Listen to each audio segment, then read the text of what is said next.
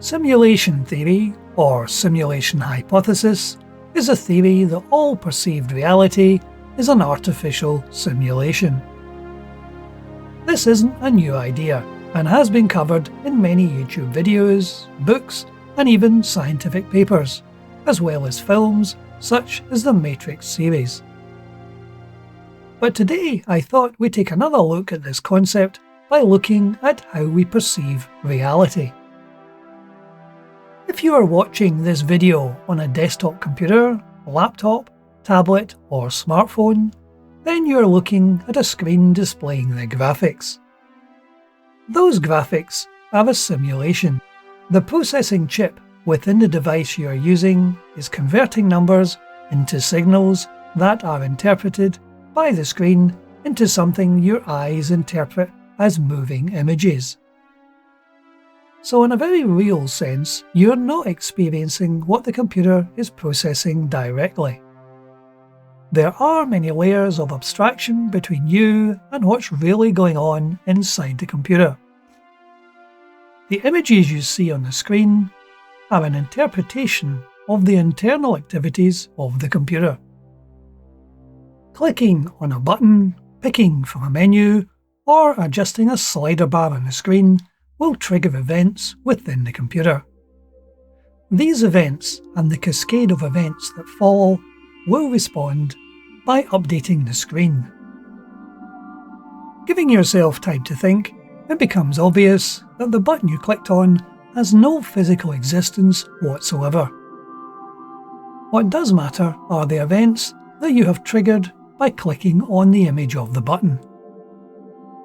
Will this allow you to purchase something, or perhaps send an email to someone? So what does this concept do to your perception of reality? Is it all just simulation? Does reality reside in the underlying code or program that generates the simulation? Or is it solely in our perception of the simulated world? These are some big questions. As most of you watching this video are probably either programmers or have an interest in programming computers, you may well have created workflows. A workflow is the series of activities that are necessary to complete a task. In creating a workflow, you, the programmer, are guiding the progression of something or someone down a path. The path may have decision points and branches, but everything has been worked out that can happen. When the simulation hypothesis is discussed, one of the key questions regards the concept of free will. Does it exist, or are your decisions made for you? Let us look at someone using an application that I have created. The application allows them to inform other parts of the company they work for that changes have occurred as regards staff or their contracts within the company. The user filling in these forms has a limited amount of flexibility in completing each form. Enough to trigger workflows through the company, but not enough flexibility to create a new type of form altogether. The application has purpose, fulfills a need, and provides the users with a modicum of free will when it comes to the form content. When we move down a level to the actual code used to create this application, we can see that the programming language has a distinct structure and provides the programmer with a greater number of options.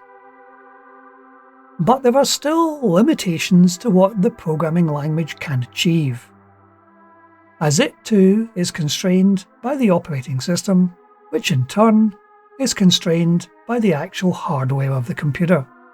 Computers have become so much larger and more powerful over the last 40 years. 64 kilobytes of memory was once considered top of the range. I now sit here using a computer with 1 million times the memory, so the realistic simulations that can now be run on even home computers are so detailed that they have now become quite immersive. Perhaps reality boils down to probabilities. This epiphany came to me when attempting to extract a specific cable from a box containing a multitude of other cables. They were, of course, hopelessly entangled, and getting the cable I needed took some time. I pondered on what were the chances of just once getting a cable out of the box easily, without having to unpick the cable equivalent of the Gordian knot. Then it came to me that it was all down to probabilities. Given the range of possible configurations of the cables, it was more likely to be tangled than not.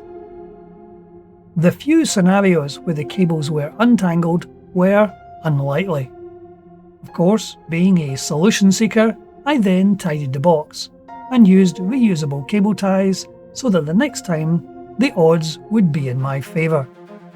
So in conclusion, while it may be impossible to determine that we are or are not living in a simulation, it is possible to use the concept of simulations to understand and improve on the applications and systems we create as programmers and system designers.